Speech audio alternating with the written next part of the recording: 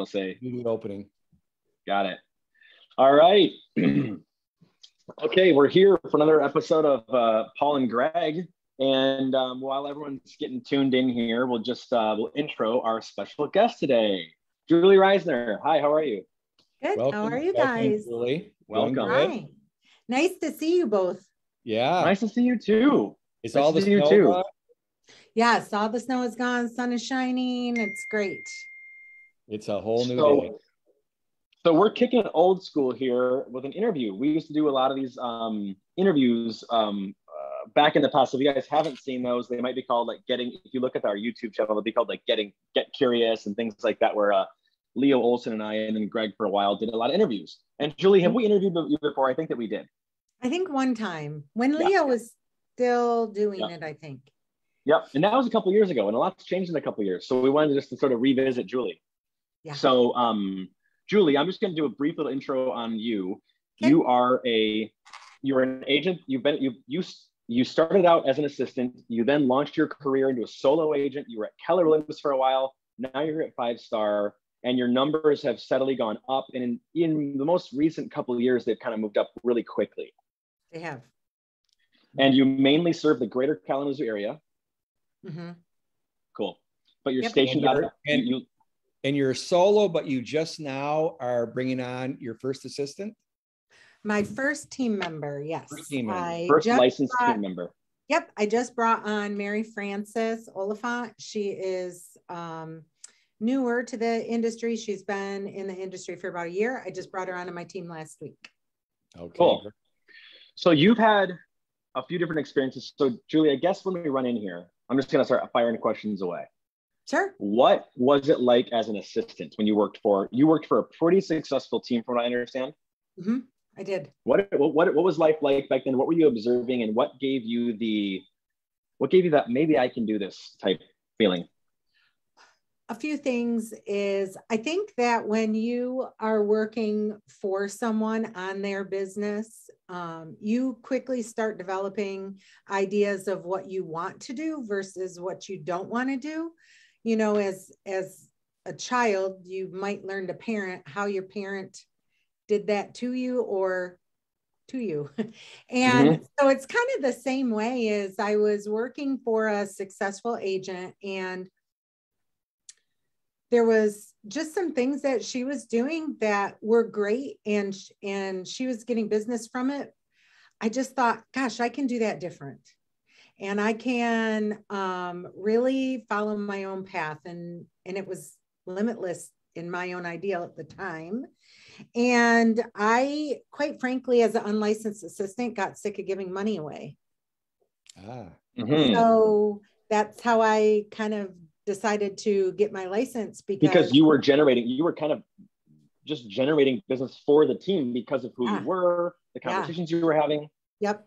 So, you know, like 10 years ago or whenever I started in this, social media was just getting started, and I was on that bandwagon, and I didn't quite know what to do with it, but I knew that I had a voice. And so as soon as you put it out there that you're doing this thing, and it happened to be real estate at the time, everyone was asking me for real estate advice or what to do. And I had to just keep referring them. So I realized I have a voice, I have a platform, may as well use it. And I got my first deal the day I got licensed. The day I got my official license, I got my first listing.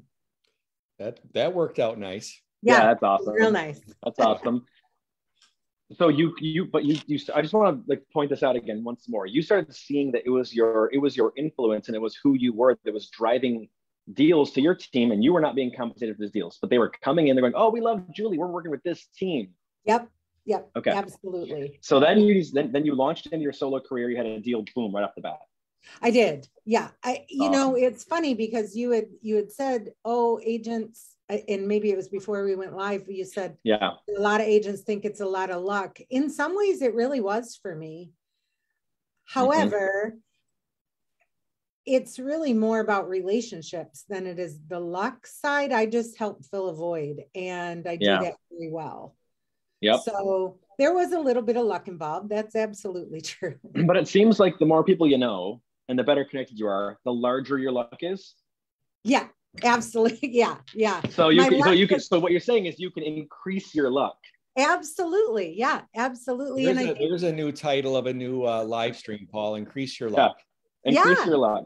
Yeah. And it's so now I've had my transaction coordinator, or as I like to call her, the director of WOW.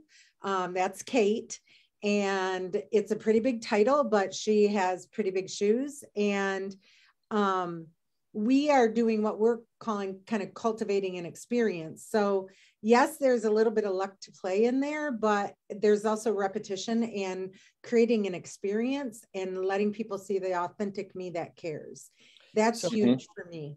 All right. So I'm going to jump forward here a little bit because I would like to know a couple things. So what I've observed as you have gone along here is that it appears that something changed or something clicked where, you know, and I hate to use income numbers, and I'm trying to think of a way to do this, but basically you went from, let's say, a $3 million type of an event to a $10 million type of a business.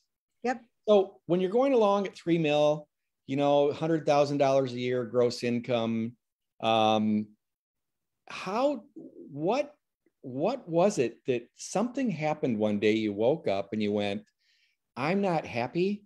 This is not enough. I'm better than this.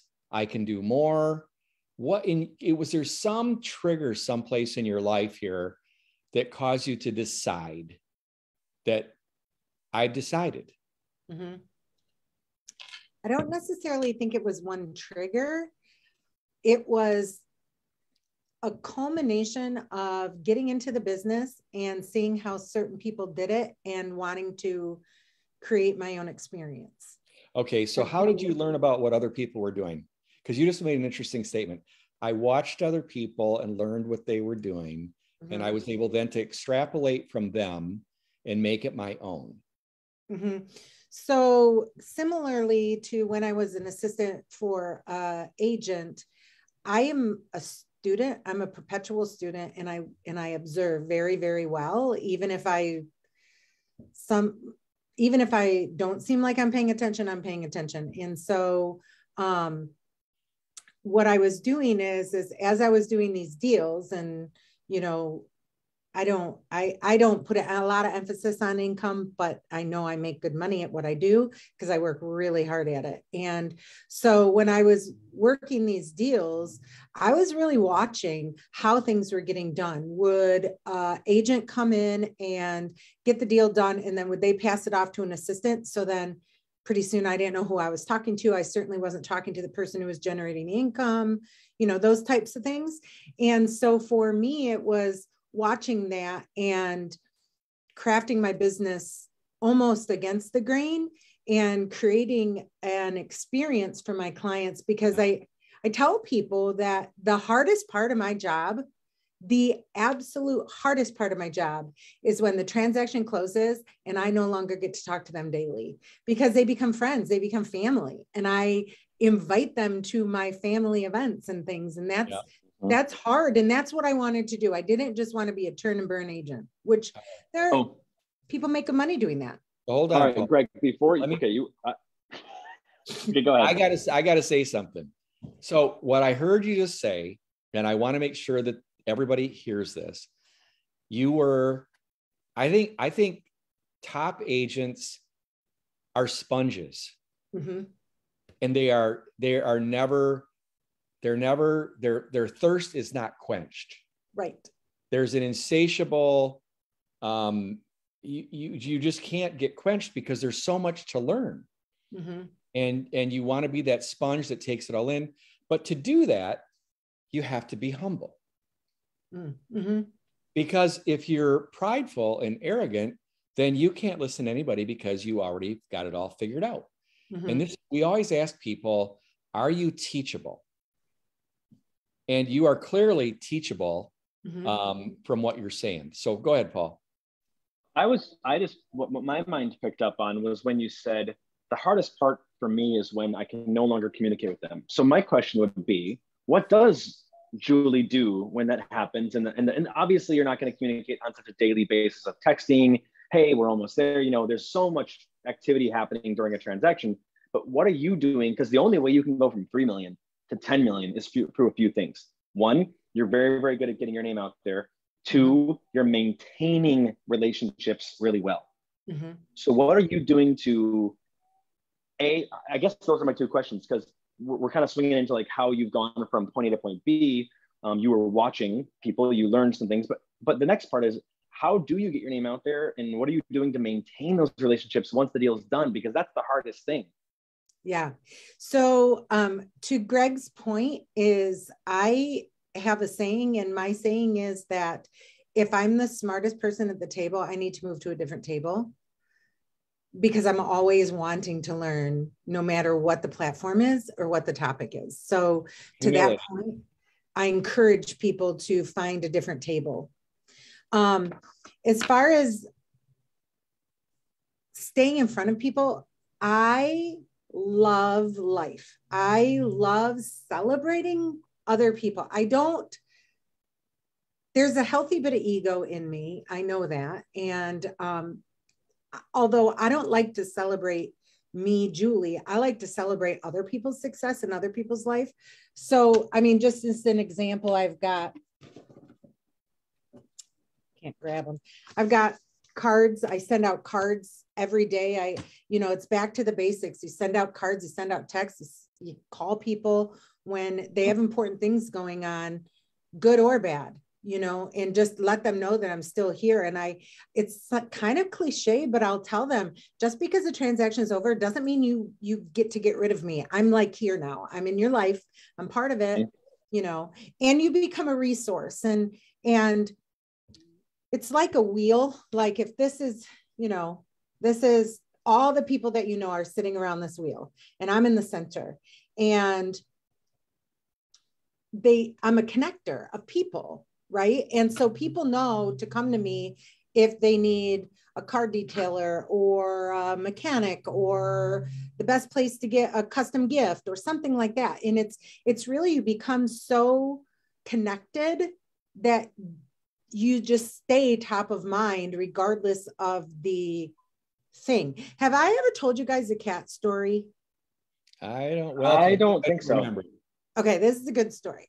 So I don't like cats. Sorry for all the cat lovers out there, just don't like them. In the housing world, they pee on carpet, they cause a whole lot of problems. So I'm not a cat person. So I'm sitting there at my computer one day and I get ding from some random person that I know on social media. And they said, oh my gosh, you know everyone. We want to get a cat. No, I'm not a cat person. Don't have them, don't like them, anything. But this person, who I only see very minimally socially, knew that I was connected to all those people. And what do you know? I know somebody who raises cats. So I was able to put that person and the person who wanted the cat together, and now they're a happy cat family. But it had nothing to do with real estate. I just became top of mind when they needed something, whatever that something was. All right. So I'm going to take you another direction, because I love these words you're using. So top of mind, and earlier you used something else and I forgot what it was right now, but top of mind. In the time that I've known you, I've seen you actually send me a monthly newsletter, I believe. I do. Is it monthly? I get it too. I think it's monthly. I can look it up right now. Yeah, it's monthly. It's monthly. All right. And then you also, I become aware that you actually have become kind of known in that you've done this bike thing where you've donated money from every closing to give away bikes. I do that. Yes, I do. And so I'm going to, and there probably are more things that you do than that, but those are two things that, can you talk about this a little bit? Because you said something earlier about, like, even with this cat story, the connector, so much of real estate happens without real estate. But when the moment real estate happens, if you're connected through these other vehicles and you're doing something you love and you're having fun at it, which makes you even better then. You know, it's like if you're a biker, join a bike club. If you're a horticulturist, then hang out with the flower people, you know, I mean, and then, but that, because that's your passion, but then real estate just happens. And I go, oh, yeah. So tell us about your thinking there. So when I first got my license, I was at Keller Williams, and then I transitioned to a small boutique brokerage before I came to 5-Star. And they did that. They gave away a bike for every house bought or sold through them. And so this wasn't your original idea. You swiped it. Yeah, there are very few original ideas. We call that, Greg, we call that R&D, Greg. That's called R&D. Rip off and duplicate. Yep. And so one of the things that I've lived, worked, and worshiped in the greater Kalamazoo area my whole life. I have deep roots here. My parents were very, very philanthropic growing up. And that's how they taught my brother and I to be, is just give back where you can, when you can, what you can. And so for me, I wanted to give back. And, you know, one of the things with a bike is that's the absolute freedom. When I was younger, we were joking about it the other day with my mom. You know, we would leave at sun up and we wouldn't come home till streetlights came on, you know, and that was the ultimate freedom, is getting on your bike and just going. Yeah. And I think that that's, you know, that's a goal that a lot of people have, is just the freedom. And sometimes that freedom comes in buying a house. Sometimes it comes in not buying a house. Sometimes it just comes through education. And so for me, it was kind of a nice gift for me to be able to do. My father ran a social agency, and every year they had a big drive where they would do tricycles. So when I was little, I would go with him and we put these tricycles together. So there's a lot of deep roots there. Yeah. So I started doing that, and then pandemic hit and you couldn't get your hands on bikes. And so they were sold out everywhere, and there was none available. Yes. And there's this great program here in town that does leadership education with the underprivileged youth. And so that's who I've since partnered with. And so what I did was, instead of getting the merchandise, now I can actually translate it to dollars. And to take it a step farther, my husband's company matches our 501c3 donations. So now I can actually take my money and then double it if I give them the money versus the actual tangible item. And it still means the same thing, right? And I could spend $50, $100, $200, $500 on my clients and get them some kitschy little gift. But the truth is I'm trying to build a sense of community and being able to give back to the community in my client's name, because it's not done in my name. It's done in my client's name. That really resonates with people, because not everybody thinks of doing that.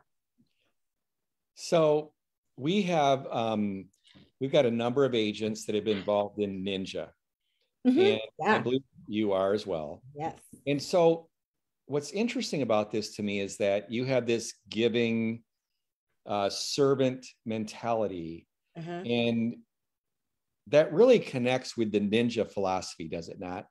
It does. And so can you talk a little bit about your Ninja experience? I mean, you went to your first Ninja, what, 3 years ago, 4 years ago? Yeah, when was the first Ninja you attended? Oh man, you guys always quiz me on dates. I have no idea. It must have been probably 4 or 5 years ago, right? Yeah, I right after I started, let's see, I started it at 5-Star in October, and then I think in the spring we had one, or was it? No, It was fall. It was September, because it was hard with back to school. I remember that. So I must have started in October, and then the next September I started. So 5 years ago. And then I've since taken another one, and then I still have to sign up for the installation for this year, because I just think the information is so valuable. It's all about doing your thing and doing it with integrity, doing it to the best that you can. And really the ninja is kind of sneaking in and staying out there and staying top of mind, but you don't need the flash and the fanfare. You just don't need that. You just need to do a really, really good job. It's quiet. So Julie, it's stealth. Yeah. One of the things, Julie, one of the things that I think, you know, people say things like everything works if you do it, right? This kind of a concept, like it all works if you do it, right? Just, you got to do it. But one of the things that we see, especially in real estate, is you see a lot of people starting and stopping, starting and stopping, starting and stopping, right? There's very little consistency in this industry because people don't get immediate results, or it's not moving as fast as they want. So they jump. They're trying something new, you know. So I want to ask you about consistency, and like, do you ever wake up and not know what to do today for your business? No. So one of the things that I hear people say from Ninja is that when they are a Ninja agent like yourself, you always know what you should be doing. You're never wondering, what should I do? Correct. Can you run us through, like, what does an average day look like, or if you wake up one day and you don't know what to do, what do you do? So I mean, I have my defaults, right? Like, they're on the board back there, which is I'm at my portage office, but they're on the board. So every day I have a theme. So if for some reason I wake up and I'm like, I don't know what to do today, there's always something to do, because I have themes drawn up and templates drawn up. So even if I can't creatively think of something, I've already put the forethought into it. So, so I do a lot of the ninja. I don't do some, you know, there's some stuff that I don't do, but I think that that's the beauty of a program like that. And kind of how I've cultivated my whole career is I take little pieces from all different things. And the main one is ninja, but then I kind of put that together for the Julie experience. And one of the big things is get up with intention and get up and do the steps. People are going to forget about you. Prime example, I'm working with an investor right now. He just is starting out in investing. He posted something on social in a group that I'm in and literally did not think of me as an agent. I went wrong there. He didn't think of me, right? So of course I quick, you know, hijack the post and I'm like, hello, I'm out here.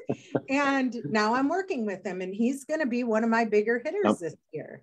So it's being aware of that, being aware of the need you can fill. And I think too, every single ninja in our Kalamazoo group, I looked at numbers, our ninja group, they've all grown exponentially since we've been doing ninja. And it's not ninja, it's the consistency of the process. I don't throw Jello up at the wall anymore just to see if it sticks. I know what my money makers are.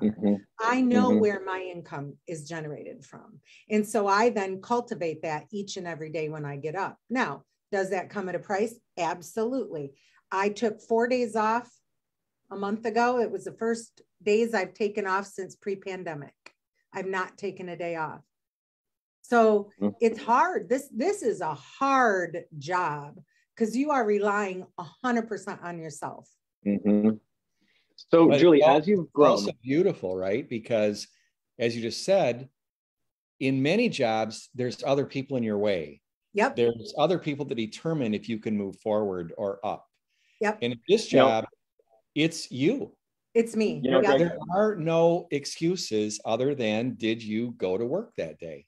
And Greg, you've said this to me over the years with real estate when we're talking to agents. There's very few opportunities like real estate that allows someone to have literally no limits. Like Julie is going to be compensated, and her business will reflect the value she provides. And it does. And there's no one stopping you. There's no lid here. No one can stop you from going all the way. I will tell you that the most powerful that I have felt in this business is de-aligning myself with people who aren't my people. And what I mean by that is, I recently fired a client. I've worked with them before.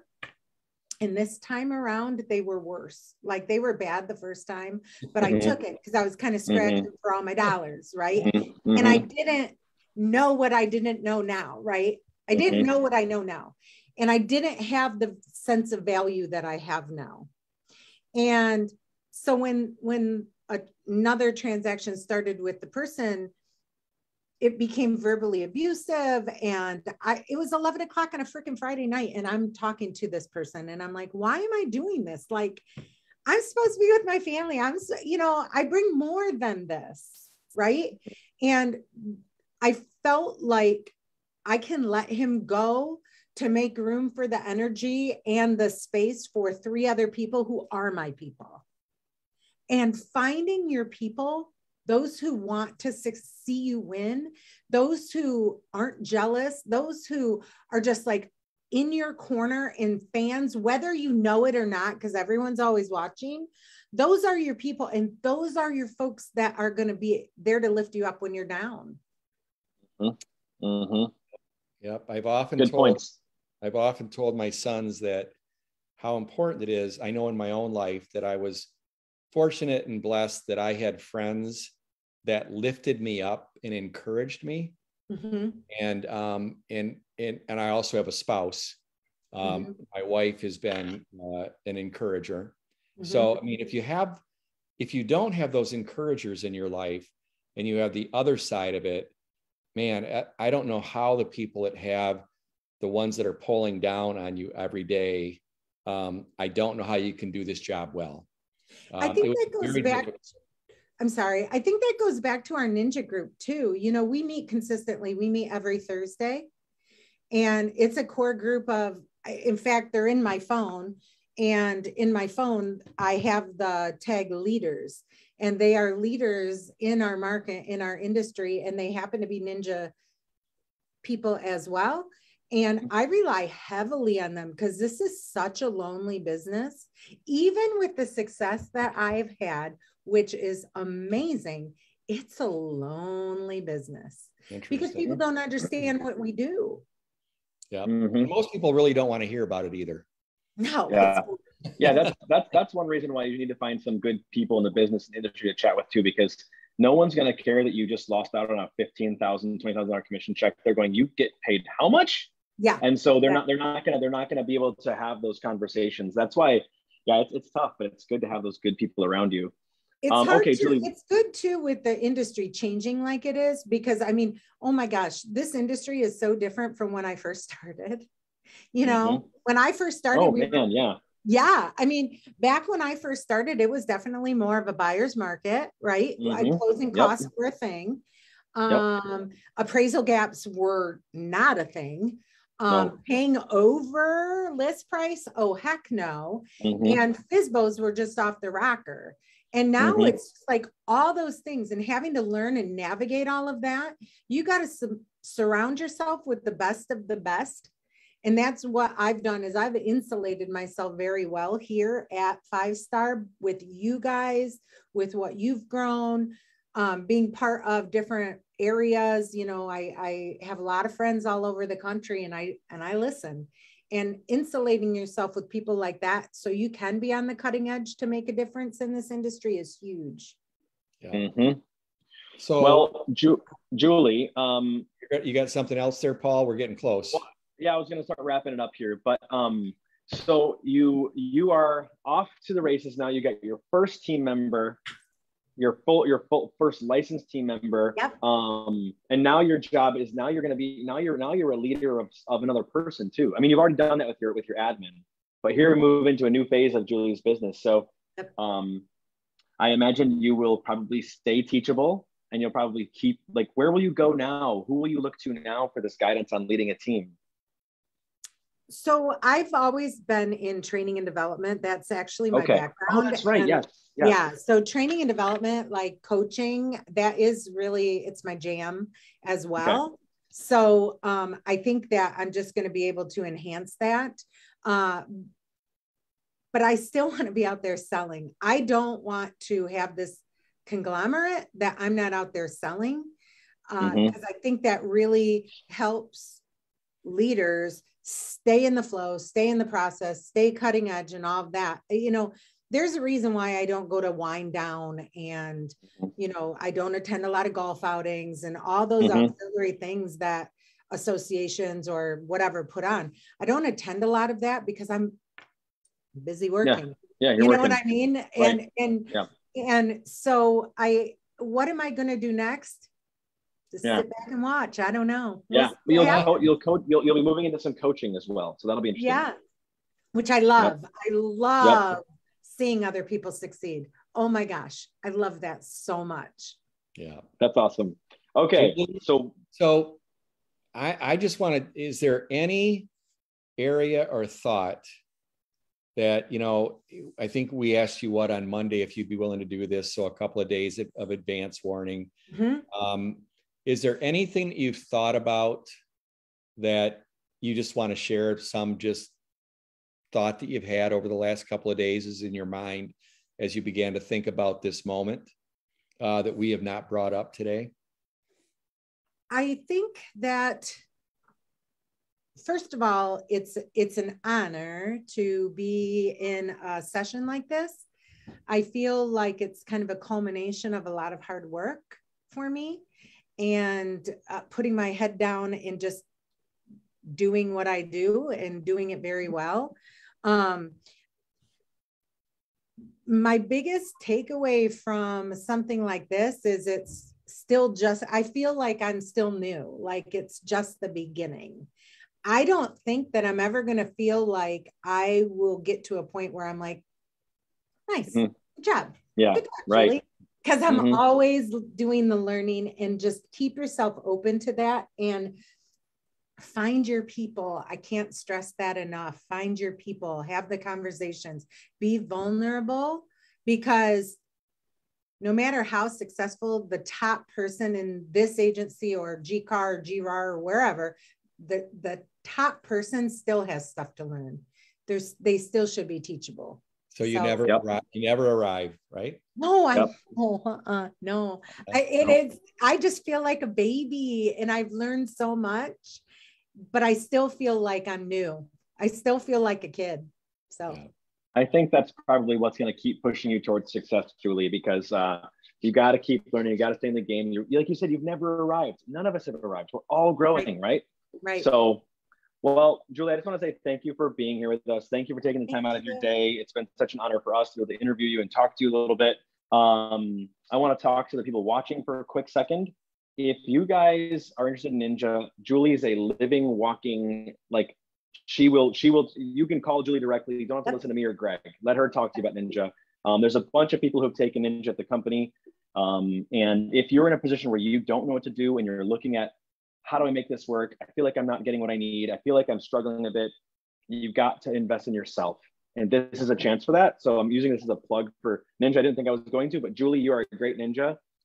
So it's coming. I think it's May. We'll get the exact date published in here too. But anyways, Greg, anything else you want to add, or shall we say I think the dates, I thought I saw the dates is May 16 to 19.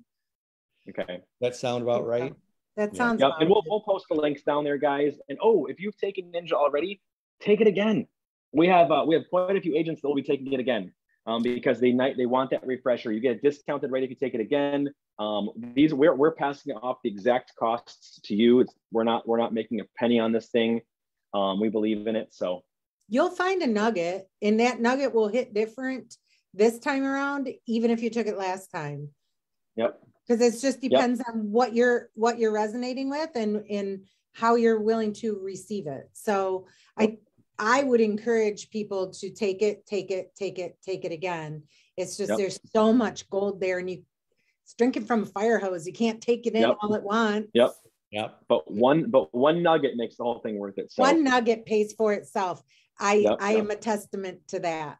Yeah. Cool. Julie. All right, Julie. Thank you guys. Have a great day. Have a great afternoon. See everybody. Bye. Bye.